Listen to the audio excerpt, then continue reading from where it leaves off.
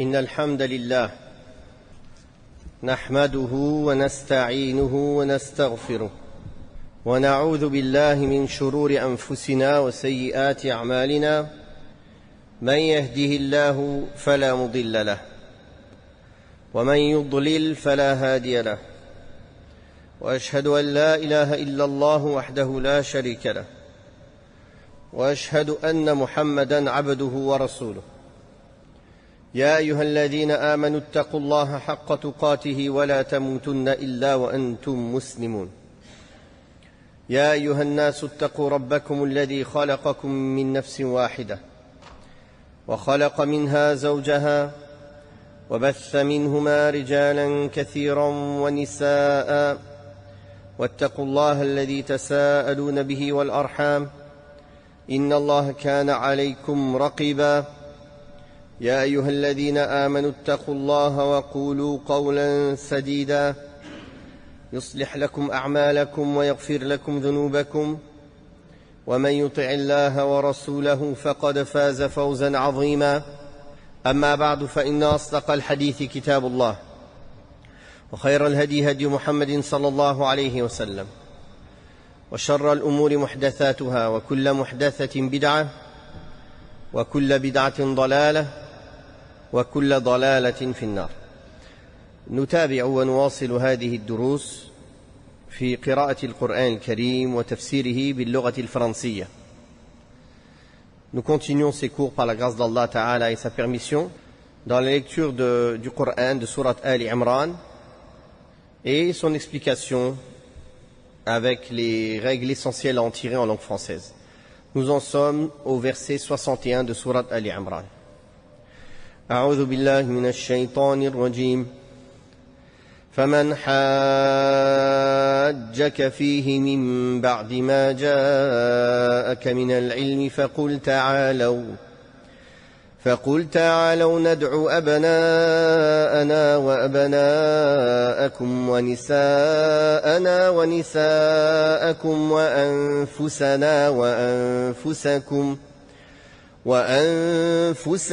وأنفسكم ثم نبتهل فنجعل لعنة الله على الكاذبين. إن هذا لهو القصص الحق وما من إله إلا الله وإن الله لهو العزيز الحكيم. فإن تولوا فإن الله عليم بالمفسدين. قل يا أهل الكتاب تعالوا إلى كلمة سواء بيننا وبينكم ألا نعبد إلا الله ولا نشرك به شيئا ولا يتخذ بعضنا بعضا أربابا من دون الله. فإن تولوا فقولوا اشهدوا بأننا مسلمون. يا أهل الكتاب لم تحاجون في إبراهيم وما أنزلت التوراة والإنجيل إلا من بعده أفلا تعقلون. ها أنتم هؤلاء حاججتم فيما لكم به علم فلم تحاجون فيما ليس لكم به علم والله يعلم وأنتم لا تعلمون. ما كان إبراهيم يهوديا ولا نصرانيا ولكن كان حنيفا مسلما وما كان من المشركين. إن أولى الناس بإبراهيم للذين اتبعوه وهذا النبي والذين آمنوا والله ولي المؤمنين. Allah tabaraka wa ta'ala a dit dans le sens du verset 61, 62 et 63, à ceux qui disputeront avec toi à son sujet, après que tu en as appris, tu diras, après ce que tu en as appris, tu diras, allons appeler nos fils et les vôtres, nos femmes et les vôtres, nous-mêmes et vous-mêmes, puis prions que la malédiction d'Allah tombe sur les menteurs.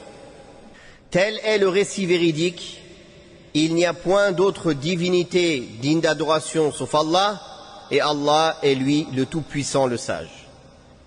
S'ils se détournent, alors Allah connaît parfaitement les corrupteurs. Ici, Allah tabaraka wa ta'ala dit que celui qui polémique et dispute avec toi, c'est-à-dire ô Mohammed sallallahu alayhi wa sallam, à propos de Isa alayhi salatu wa salam, en prétendant qu'il est au-dessus du degré de la servitude et en lui attribuant une position plus élevée que sa position, à présent, maintenant que tu es bien informé qu'il est le serviteur d'Allah et son messager, et après que tu aies montré à celui qui polémique avec toi les preuves indiquant qu'il est un serviteur à l'égard duquel Allah a fait une faveur, celui-là montre qu'il est un être réellement entêté qui refuse cette connaissance convaincante et qui s'obstine. De ce fait, tu ne peux tirer aucun avantage en discutant, en polémiquant ou en débattant avec lui, et lui aussi ne peut en tirer aucun avantage, car la vérité est manifeste en ce sens. Discuter avec lui, polémiquer avec lui ou débattre avec lui ne serait qu'une perte de temps, car cet homme ne veut suivre que ses passions et non ce qu'Allah tabaraka wa ta'ala a révélé. Il n'y a aucune chance de convaincre ce type de personne qui, après que les preuves lui soient clairement apparues, s'obstine à défendre ses fausses croyances. Allah a ordonné à son messager de passer donc à une étape suivante, qui est l'étape de l'anathème et de l'imprécation, en appelant sur ceux qui sont les menteurs la malédiction d'Allah et le châtiment d'Allah, ainsi que sur les êtres qui leur sont les plus chers, c'est-à-dire leurs femmes, leurs enfants et leur propre personne. Le prophète sallallahu alayhi wa sallam les appela à cela, à cette forme d'imprécation. Mais ils déclinèrent son invitation et se dérobèrent, car ils savaient pertinemment que s'ils participaient à cela, ils seraient perdants, ils mériteraient la malédiction d'Allah. Ils préférèrent donc garder leurs mauvaises croyances, tout en sachant qu'elles étaient erronées. C'est là certes le summum de l'entêtement et de l'arrogance. C'est pour cela qu'Allah tabaraka wa ta'ala a dit, dans le sens, s'ils persistent cependant dans leur erreur, Allah connaît bien les corrupteurs, et il les châtiera pour cela du châtiment le plus rigoureux. C'est pour cela qu'Allah tabaraka wa ta'ala a suivi ces paroles par sa parole dans le verset 64, dans le sens, dit, ô vous les gens du livre, adoptons donc cette parole qui nous est commune, selon laquelle nous n'adorons qu'Allah et nous ne lui associerons rien, et nous ne nous prendrons point mutuellement pour Seigneur en dehors d'Allah. Et s'ils se détournent, dites, soyez témoins que nous sommes soumis. C'est-à-dire, dis aux gens des Écritures, aux gens du livre, les Juifs et les chrétiens, mettons-nous d'accord sur une formule valable, et autant pour vous que pour nous. Quelle est cette formule? C'est la formule sur laquelle tous les prophètes et messagers étaient d'accord, et que ne peut contredire que les entêtés et les égarés. Cette formule n'est pas réservée à une partie d'entre nous par rapport à une autre, mais elle est commune à tous les êtres humains.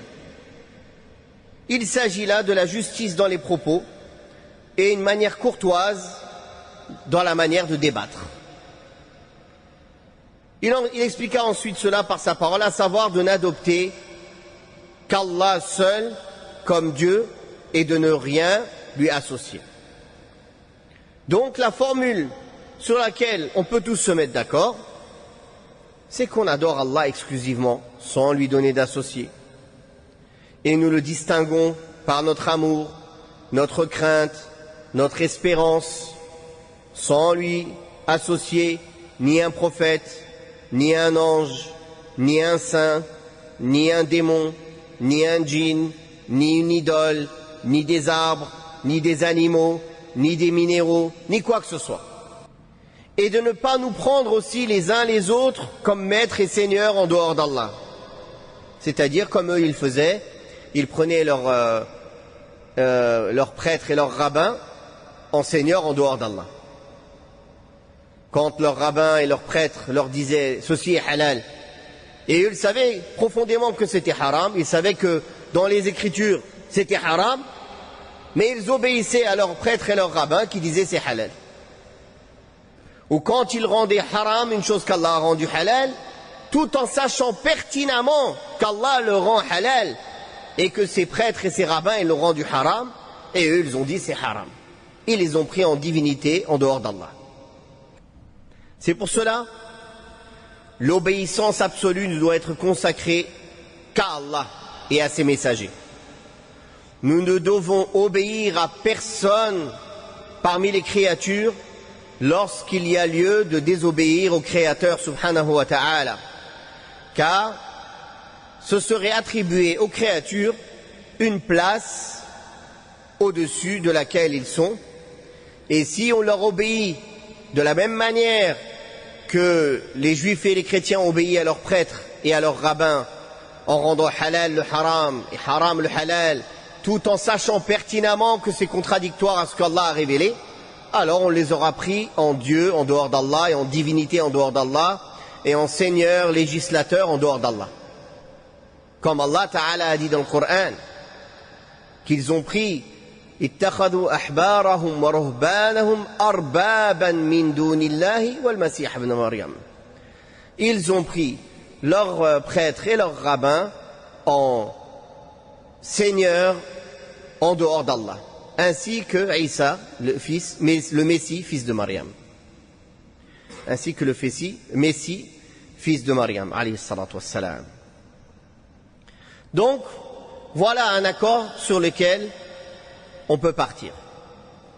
De spécifier Allah subhanahu wa ta'ala par ce qu'il mérite, c'est-à-dire l'adoration. Nous n'adorons qu'Allah, sans associer. Et nous rendons halal ce qu'Allah a rendu halal, et nous rendons haram ce qu'Allah a rendu haram, et nous n'obéissons pas à quelqu'un en dehors de ça, car si on leur obéit, on aura au minimum désobéi à Allah et fait un péché. Mais si comme eux, on rend halal le haram et haram le halal, en sachant que cela contredit le livre d'Allah, ce péché deviendra carrément de l'associaterie et de l'apostasie.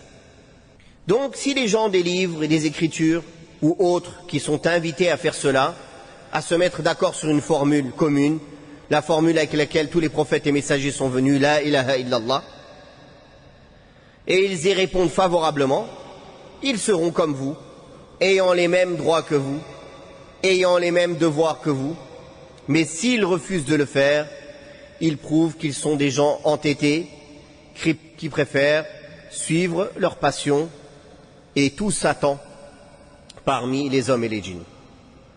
Proclamez-leur donc à votre tour que vous êtes soumis à Allah. Si eux, ils n'acceptent pas, vous dites, nous sommes soumis.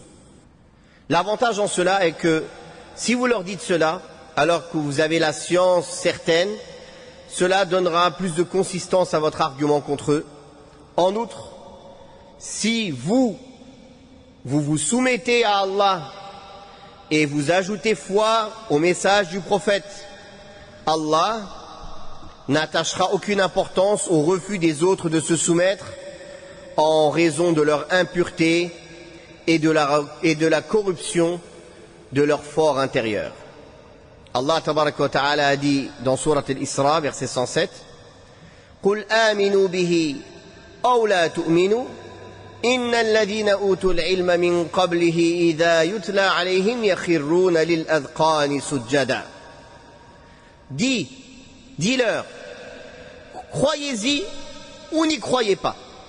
Ceux qui ont reçu la science avant sa révélation tombent prosternés sur leur face lorsqu'on leur en donne lecture. Par ailleurs, le croyant a besoin de renouveler sa foi et de proclamer sa soumission à son Seigneur pour lui exprimer sa gratitude pour ses bienfaits. Puis Allah tabaraka wa ta'ala a dit dans les sens des versets 65 à 68 aux gens du livre: pourquoi vous disputez-vous à propos d'Ibrahim, Abraham, alors que la Torah et l'Évangile n'ont été révélés qu'après lui? N'êtes-vous donc pas doués de raison? Voilà donc que vous avez disputé jusque-là de questions dont vous aviez quelques connaissances. Alors pourquoi disputez-vous maintenant de questions dont vous n'avez nulle connaissance? Or Allah sait et vous ne savez pas. Abraham, ne fut ni juif ni chrétien. Il fut un authentique musulman soumis, et il ne fut point du nombre des associatres. Les hommes les plus dignes de se réclamer d'Ibrahim sont ceux-là qui l'ont suivi, ainsi que ce prophète, c'est-à-dire Muhammad sallallahu alayhi wa sallam, et ceux qui ont cru avec lui. Et Allah est certes le protecteur des croyants. Lorsque les juifs prétendirent qu'Ibrahim était un juif, et que les chrétiens prétendirent qu'il était un chrétien, en se disputant à ce sujet, Allah tabaraka wa ta'ala réfuta leur assertion de trois manières. Premièrement, et que leur dispute au sujet d'Ibrahim alayhi salatu wa salam est une dispute sur un sujet dont ils ne possèdent aucune connaissance. Aussi, il ne leur est pas permis de se disputer et de polémiquer et de discuter et de débattre sur un sujet dont ils sont ignorants. Or, ces gens-là polémiquent et se disputent les textes de la Torah et de l'Évangile. Et s'ils voient juste ou se trompent, ils n'ont aucun argument avec eux pour discuter d'Ibrahim alayhi salatu wassalam, car la Torah et l'Évangile ont été révélés après Ibrahim alayhi salatu wassalam. La deuxième manière qu'Allah tabaraka wa ta'ala a montré leur égarement est que les juifs se revendiquent des préceptes de la Torah et les chrétiens se revendiquent des préceptes de l'Évangile. Or, que ce soit la Torah ou l'Évangile, les deux ont été révélés après le prophète Ibrahim alayhi salatu wassalam. Comment dès lors les juifs et les chrétiens peuvent-ils s'attribuer Abraham, alors qu'il a vécu avant eux et qu'il les a précédés historiquement? Cela est-il raisonnable? C'est pour cela qu'Allah tabaraka wa ta'ala dit « Afala ta'qilun » Êtes-vous donc déraisonnable à ce point? C'est-à-dire que si vous étiez raisonnable, vous ne tiendrez pas de tels propos. Vous ne diriez pas cela. Troisièmement, et que Allah tabaraka wa ta'ala a témoigné que Ibrahim alayhi salatu wassalam, son plus aimé intime, Khalil, ne fait partie ni des juifs, ni des chrétiens, ni des païens, ni des associatres, ni des zoroastriens, ni rien de tout cela, en faisant de lui un monothéiste convaincu et un soumis à Allah. Il a fait en sorte que ceux qui sont plus en droit de se revendiquer d'Ibrahim alayhi salatu wassalam sont premièrement ceux qui ont cru en lui parmi les gens de sa communauté. Puis, ce prophète Muhammad sallallahu alayhi wa sallam et ceux qui ont cru avec lui, car ils sont sur la même foi que lui et la même voie que lui, qui est le monothéisme pur. Ce sont ceux-là qui ont le plus de droits sur Ibrahim alayhi salatu wassalam et qui méritent d'être secourus et assistés par Allah tabaraka wa ta'ala. Par contre, ceux qui se sont détournés de son culte, comme les juifs, les chrétiens, les associatres et autres, même les associatres de Quraysh, qui se réclamaient de la religion d'Ibrahim, mais qui ont rajouté avec l'adoration des idoles. Ils n'ont aucun droit de se réclamer d'Abraham, d'Ibrahim alayhi salatu wassalam, et ne peuvent nullement se revendiquer de lui. Voilà donc une réponse à ceux qui disent les religions ibrahimiques. Ça n'existe pas. La seule religion ibrahimique, c'est l'islam, la religion de Mohammed sallallahu alayhi wa sallam. Toutes les autres sont une seule religion, la mécréance. Il y a ou la mécréance ou l'islam. Inna ad-dina 'inda Allahi al-islam. La seule religion acceptée auprès d'Allah, agréée auprès d'Allah, est l'islam. Ma kana Ibrahimu yahudiyan wala nasraniyan. Ibrahim n'était ni juif ni chrétien. Walakin kana hanifan muslima. Il était hanif, celui qui se dirige vers le tawhid et s'écarte du shirk, musulman, soumis à Allah. Et il n'était pas du nombre des associatres. Tous ces gens-là qui se réclament d'Ibrahim n'ont aucun droit de se réclamer de lui, car il est le maître des monothéistes après notre prophète Mohammed sallallahu alayhi wa sallam. Il est le proche, bien-aimé, plus aimé d'Allah tabaraka wa ta'ala. Deux seuls ont mérité cette appellation Khalil, notre prophète Mohammed sallallahu alayhi wa sallam et Ibrahim alayhi salatu wa salam. Et même s'il se revendique de lui arbitrairement, sans aucune preuve, ça ne sera d'aucune utilité, car Ibrahim alayhi salatu wa salam va se désavouer d'eux. Car ils n'ont pas suivi sa voie, qui est la voie du monothéisme pur. Ils ont donné des associés à Allah tabaraka wa ta'ala, que ce soit les saints, que ce soit Isa alayhi salam, que ce soit Uzair, que ce soit en prenant leurs rabbins et leurs prêtres en Dieu, en divinité en dehors d'Allah, en leur obéissant dans le halal et le haram, et en rendant halal le haram et en rendant haram le halal. Donc en faisant tout cela, ils ne sont pas sur la voie d'Ibrahim alayhi salatu wa salam, qui prêchait le monothéisme pur. Il y a dans ces versets une preuve de l'interdiction formelle de débattre ou de polémiquer quand on ne maîtrise pas un sujet. Parce qu'Allah a blâmé les juifs et les chrétiens car ils débattaient sur un sujet dont ils n'avaient pas science. Toute personne qui débat, polémique, sans une science profonde sur un sujet, a suivi le même chemin que les juifs et les chrétiens, c'est-à-dire parler sur la religion d'Allah sans science et affirmer des choses sur la religion d'Allah sans science.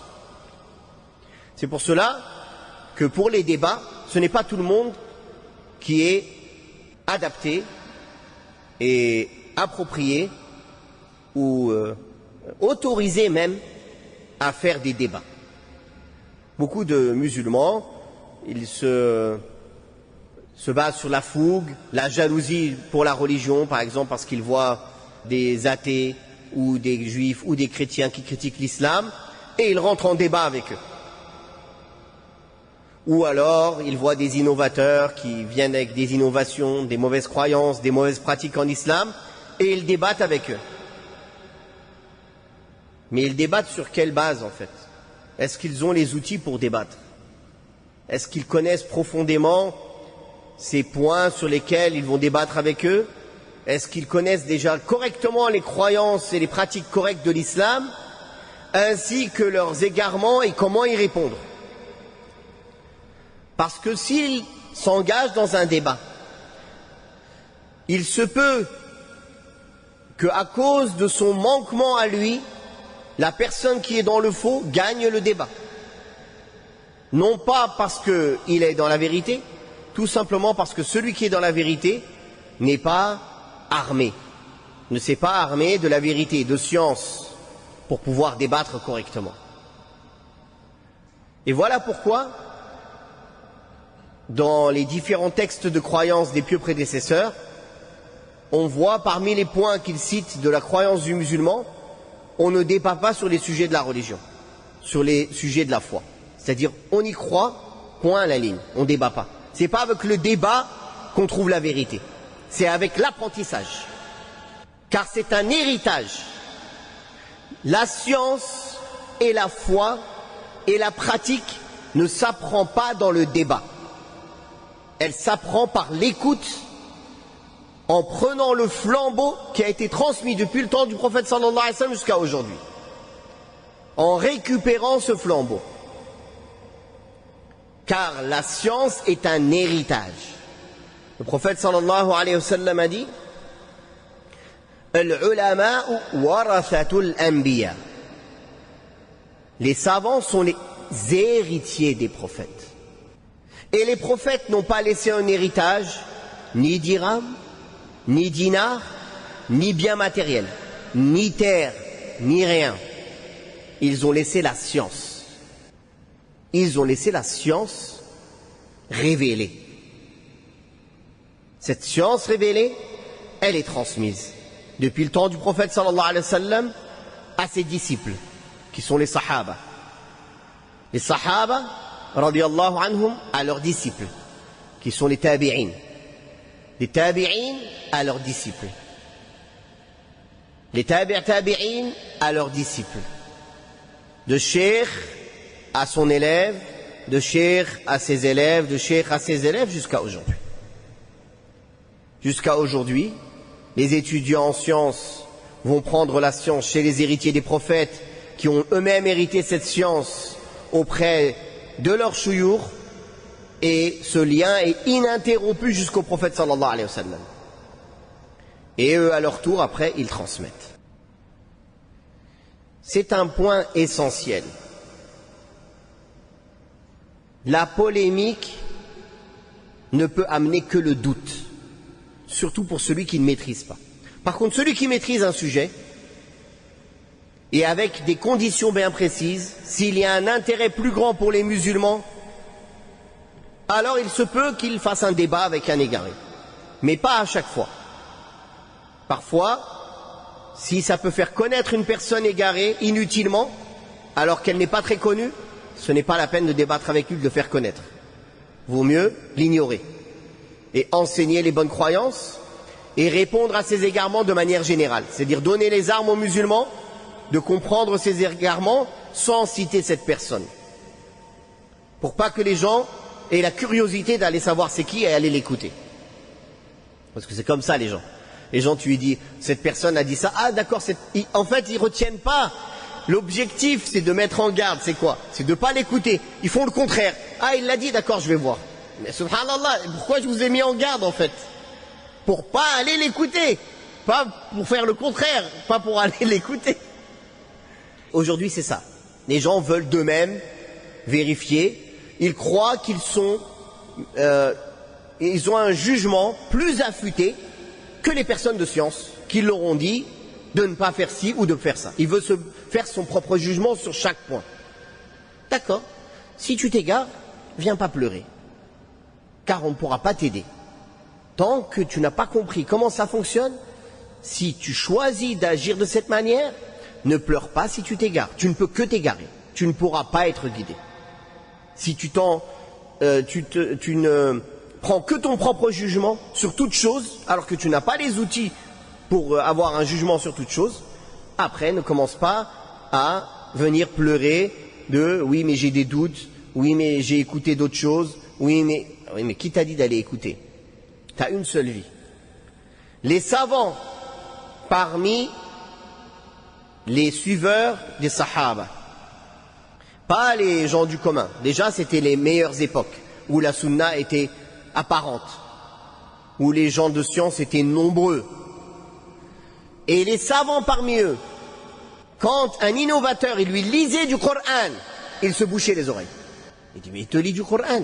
Il dit, oui, mais il me lit du Coran, mais qui me dit qu'il ne va pas rajouter une chose à un moment, ou me mettre un doute, ou je vais l'aimer parce qu'il lit le Coran et je vais avoir après moins d'animosité envers lui, et je vais être touché que par une ambiguïté parmi les ambiguïtés qu'il m'a lancées. Mon cœur n'est pas dans mes mains. Qui me garantit que cette ambiguïté, elle ne va pas toucher mon cœur et va me rendre malade? Qui peut me garantir ça? Personne. Donc, ils connaissaient la valeur de préserver leur cœur de toute ambiguïté, toute mauvaise croyance, toute mauvaise pratique. Aujourd'hui, nos frères et nos sœurs ne nous écoutent pas.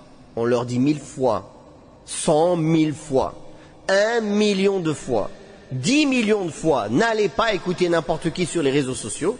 C'est comme si on parlait à des sourds. Ils écoutent tout le monde. Il y a un titre qui leur plaît, ils appuient. Ah, il y a un truc qu'on leur a envoyé un lien, ils écoutent. Mais pourquoi tu remplis ton cœur de poison, en fait? Je voudrais comprendre. Quel est l'objectif, en fait, derrière tout ça? Une curiosité mal placée. C'est comme la personne, on lui dit pourquoi tu es rentré dans un bar? La curiosité. Pourquoi tu bois de l'alcool? La curiosité. Je veux savoir. Pourquoi tu fais le haram? Pourquoi tu fais zina? Je voulais tester. C'est la même chose. Aller écouter les gens de l'égarement, c'est la même chose que aller boire de l'alcool pour tester. C'est la même chose. C'est haram. Allah déteste qu'on aille écouter les gens de l'égarement. Donc si tu n'as pas compris que tester en mettant ta foi en danger, c'est aussi grave, c'est même plus grave qu'aller faire des péchés qui ne sont pas des péchés qui vont te mettre des doutes sur ta foi, qui vont juste diminuer ta foi, alors tu n'as rien compris. Car les shubuhat, les ambiguïtés religieuses, sont pires que les shahawat, que suivre des passions ou faire quelque chose de haram lié aux passions. Parce que la personne, il reconnaît que c'est haram. Il sait, par exemple, qu'écouter la musique, c'est haram. Il sait que boire l'alcool, c'est haram. Alors qu'une shubha, une ambiguïté, elle lui met des doutes sur sa foi, sur sa conception de la religion, sur sa pratique. Et les ambiguïtés, elles peuvent être transmises directement en écoutant des personnes qui parlent qui font des discours religieux, qui donnent leur avis sur la religion, alors qu'ils ne sont pas aptes à cela, ou bien parce qu'ils n'ont jamais étudié, ou bien même s'ils ont étudié, effectivement, mais ce sont des gens qui ont étudié, mais qui sont sur une mauvaise voie, qui sont sur une voie déviante, pas sur une bonne croyance. Donc il a beau avoir étudié, il y a des grands prêtres aussi qui ont étudié, il y a des grands rabbins qui ont étudié, il y en a même qui connaissent le Coran par cœur. C'est pas suffisant pour qu'on les écoute quand ils parlent d'islam. Il y a 2 critères essentiels pour pouvoir prendre la science de quelqu'un. Qu'on sache que c'est une personne qui a étudié la science et qu'on sache qu'il est la voie vers laquelle il appelle est la voie de la sunna. Est la voie sur laquelle on connaît nos grands savants qui ont pris de leur maître et de leur maître jusqu'au prophète sallallahu alayhi wa sallam. Si ces 2 critères ne sont pas réunis, si on ne sait pas même, on ne sait pas. Ça ne veut pas dire qu'on va critiquer les personnes si on ne sait pas. Mais tant qu'on ne sait pas, on n'écoute pas. Jusqu'à qu'on sache. Ça, c'est une méthodologie qu'il faut appliquer à la lettre. Sinon, beaucoup de fondements qui étaient connus comme des fondements chez les musulmans, ils ont des doutes dessus. Et bien sûr, les gens de la fitna, ils utilisent toujours des faits d'actualité pour chauffer les masses. Regardez ci, regardez ça, regardez l'autre, qu'est-ce qu'il a fait, regardez. Et parfois, c'est basé sur des informations réelles, et parfois sur des mensonges. Ou parfois, la base est réelle, mais elle est exagérée. Elle est enveloppée de mensonges. Ou des déductions sont faites sans aucune preuve, même si la base est réelle. Et voilà. Regardez dans tel endroit qu'est-ce qui se passe, regardez telle personne qu'est-ce qu'il a dit, regardez Kada, pour vous mettre des doutes sur vos fondements. Et lui, c'est qui? Je m'étonne des gens qui écoutent n'importe qui, après ils viennent questionner une personne connue pour sa science, connue chez les gens de science, connue dans le monde de la science, et ils viennent le questionner sur tous les détails de sa vie. Mais toute la journée, il écoute n'importe qui sans jamais questionner. C'est incroyable. Réellement incroyable. Donc, on voit ici l'interdiction de parler de sujets qu'on ne maîtrise pas. Et qu'Allah a blâmé les juifs et les chrétiens à cause de cela. Déjà, il les a blâmés en disant, vous avez polémiqué sur des choses dont vous aviez quelques connaissances. Déjà, c'était pas bien, parce que vous faisiez que polémiquer, l'objectif n'était pas d'arriver à la vérité. Alors pourquoi aujourd'hui vous polémiquez sur des choses dont vous ne connaissez rien? Allah sait et vous ne savez pas. Tous les jours, dans la Fatiha, on demande à Allah de nous préserver de la voie des juifs et des chrétiens. Et malheureusement, on dit ça avec la langue, et nos actes font tout le contraire. Lisez le Coran. Tous les versets qui blâment les associatres, les mécréants, les hypocrites, les juifs et les chrétiens. Pourquoi Allah Ta'ala nous raconte ça? Quel est l'objectif en fait quand on lit le Coran de tous ces blâmes? Quel est l'objectif? Pour ne pas faire pareil, pour ne pas les imiter, car les imiter reviendrait à mériter leur sort. À mériter leur sort. Qu'Allah nous guide. C'est pour cela aussi qu'il est nécessaire d'avoir connaissance de la science et aussi des faits historiques qui restent une voie nécessaire pour réfuter tous les propos ou les thèses erronées qui contredisent certaines réalités historiques. Et ici, Allah tabaraka wa ta'ala, il leur a répondu avec des choses évidentes. Tout le monde reconnaissait que Ibrahim alayhi salam, il est avant la révélation de la Torah et de l'Évangile. Tout le monde. Donc, c'était historiquement impossible qu'ils se disent juifs ou chrétiens, car l'Évangile et la Torah ont été révélés après. Quelle est la frontière entre faire le rappel et les débats? Faire le rappel, c'est juste rappeler une chose clairement connue. Par exemple, appeler quelqu'un à l'obéissance d'Allah, à l'unicité d'Allah. Même un chrétien ou un juif ou un kafir ou n'importe qui, on peut les appeler. Mais quand s'il rentre dans un débat où il veut faire des comparaisons par rapport à la religion, où il veut débattre sur certains points religieux, à partir de là, on peut dire c'est pas mon domaine, je suis pas un spécialiste du domaine, je suis un simple musulman. Si vous voulez, je peux vous diriger vers quelqu'un avec qui vous pourrez parler, poser ces questions. Voilà, tout simplement. C'est-à-dire qu'il faut savoir à un moment s'arrêter et diriger les gens vers quelqu'un qui a plus de science que nous. Tout simplement ça. Il ne faut pas s'empêcher de faire da'wah, de prêcher, d'enseigner l'islam, de donner des fascicules, des écrits, des audios. Il faut le faire. Mais s'il commence à rentrer dans un débat où il rentre dans des points précis qu'on ne maîtrise pas, il ne faut pas avoir honte de dire je ne sais pas, ou je vais me renseigner. Je suis un commun du musulman, c'est des points que je n'ai pas étudiés en profondeur. Je vais me renseigner. Alors il peut ou se renseigner et répondre, ou diriger la personne vers quelqu'un qui a plus de science, ou aller chercher pour lui un audio qui parle du sujet, ou un livre, et lui donner, ou autre. Barakallahu fikum. Après, le débat, c'est surtout par exemple des prêcheurs. Parfois il y a des prédicateurs au faux. Et la personne, il vient et veut se confronter à eux. C'est dans ce sens-là. C'est-à-dire une personne, il est là, c'est pas juste une personne qui veut apprendre, c'est un prêcheur au faux. Il parle du faux partout autour de lui, il en parle sur les réseaux sociaux, et lui, il vient et débat avec lui sur les réseaux sociaux, par exemple. Ça, c'est interdit. Il peut nuire à l'islam comme ça plus que être utile. Car il peut donner des arguments qui ne sont pas justes, en pensant qu'ils sont justes, et il va donner une mauvaise image de l'islam, ou il va s'énerver, il va insulter, et il va donner une mauvaise image de l'islam. Al-Muhim. Il ne va pas respecter les règles du débat. Wallahu a'lam. Une personne demande sur la da'wah, comment faire da'wah. Il faut apprendre la science de comment faire da'wah. Si on a une famille qui fait beaucoup d'innovation, on essaye de leur faire connaître les gens de la sunna. Parce que peut-être qu'on ne peut pas blâmer toute innovation qu'ils font une après l'autre comme ça directement.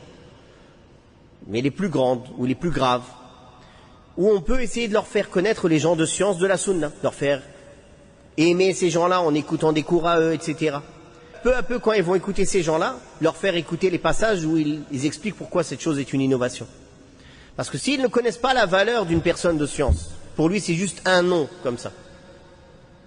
Alors, peu importe qu'on lui dise tel cheikh a dit que c'était une innovation, il va dire ouais mais je sais qui ce cheikh. Tel cheikh a dit, moi mon cheikh il a dit autre chose. Vous comprenez? Et c'est un de nos chouyours avait dit qu'il avait un voisin qui avait l'habitude d'écouter des prédicateurs qui avaient des penchants déviants. Et c'était quelqu'un du commun. C'était à l'époque des cassettes. Il écoutait leurs cassettes. Alors le cheikh il lui a donné des cassettes de Cheikh Ibn Baz, Cheikh Al-Uthaymin, Cheikh Al-Albani, des grands savants, quelques cassettes. L'autre il lui disait ah regarde ces chouyours, c'est des grands savants, etc. Lui il savait que c'était des gens pas bien, mais il savait pas comment lui expliquer. Il voulait essayer de trouver un moyen de lui expliquer pour qu'il accepte. Donc un jour il lui a donné des cassettes de ces savants. Après quelques jours, il lui a dit, t'as écouté les cassettes que je t'ai données? Il a dit oui. Il a dit alors? Il a dit ah oui, ils ont de la science, ça n'a rien à voir avec ce que j'écoute d'habitude. Je savais pas. Je croyais que ceux que j'écoutais, ils avaient de la science, mais ça n'a rien à voir en fait. Les autres, ils parlent juste comme ça, ils chauffent les gens, mais là, j'ai écouté vraiment de la science, l'explication avec les preuves, avec des détails clairs. Il a dit ah donc t'as vu la différence? Il dit oui. Il lui a redonné encore des cassettes. Après, il lui a donné des cassettes où ces savants-là, ils mettaient en garde contre les gens qui l'écoutaient avant. Voilà. Il a été pas à pas. Donc ça fait partie de la sagesse dans la da'wa. La da'wa, c'est pas venir balancer la vérité comme ça à la face des gens n'importe comment. Il faut apprendre la sagesse dans la da'wa. Comment amener les choses, à quel moment amener les choses, quand est-ce que c'est utile de parler, quand est-ce que c'est pas utile de parler, quels moyens utiliser, une discussion ou un écrit, ou passer par quelqu'un qu'il respecte par un autre, ou un audio, ou le faire venir à une conférence, ou autre.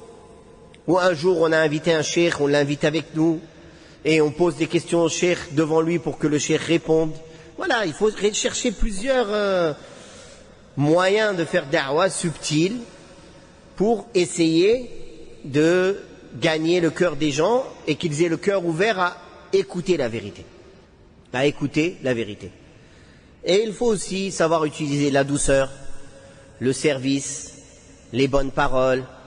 Allah Ta'ala a dit au prophète sallallahu alayhi wa sallam وَلَوْ كُنْتَ فَضًّا غَلِيظَ الْقَلْبِ لَانْفَضُّوا مِنْ حَوْلِكَ. Si tu étais rustre avec un cœur dur, tes compagnons se seraient enfuis d'autour de toi. Le messager d'Allah sallallahu alayhi wa sallam, choisi par Allah, avec la révélation, s'il avait été dur, les compagnons auraient fui. Alors que dire de nous? Allah tabaraka wa ta'ala a envoyé ceux qui sont meilleurs que nous tous ici à quelqu'un qui est pire que tous ceux que nous on rencontre, et il leur a ordonné de dire des paroles douces. C'est qui? Il a envoyé Moussa et Haroun à Pharaon. Et il leur a dit فَقُولَا لَهُ قَوْلًا لَيِّنًا لَعَلَّهُ يَتَذَكَّرُ أَوْ يَخْشَى. Dites-lui des paroles douces, en espérant qu'il se rappelle ou qu'il craigne Allah. Donc, si ça, c'est ce qu'Allah a demandé à Moussa et Haroun, qu'il a envoyé à Pharaon. Alors comment nous on doit être avec les musulmans autour de nous qui font des erreurs, ou même les non-musulmans qui ne sont pas au degré de mécréance et d'arrogance de Pharaon? Le prophète sallallahu alayhi wa sallam a dit Ma kana al-linu fi shay'in illa zana wa ma nuzi'a an shay'in illa shana. La douceur n'est pas dans une chose sans qu'elle l'embellisse, et elle n'en est pas retirée sans qu'elle l'enlaidisse. Sans qu'elle l'enlaidisse. Ça, c'est une chose qui manque à beaucoup de gens. Et la da'wa, ça doit être avant tout pour Allah, pour que la parole d'Allah soit la plus haute. Ça ne doit pas être un bouclier par lequel on veut nous avoir raison. Celui qui veut avoir raison, il ne touchera pas les gens. Les gens, ils vont comprendre que c'est un orgueilleux et qu'il utilise la vérité pour s'enorgueillir sur eux, pour s'élever sur eux. Et son message ne passera pas. La personne, au contraire, elle doit être prête à accepter, à se rabaisser pour Allah, à accepter des difficultés pour Allah, pour que la vérité gagne. Barakallahu fikum. سبحانك اللهم وبحمدك أشهد أن لا إله إلا أنت أستغفرك وأتوب إليك والحمد لله رب العالمين.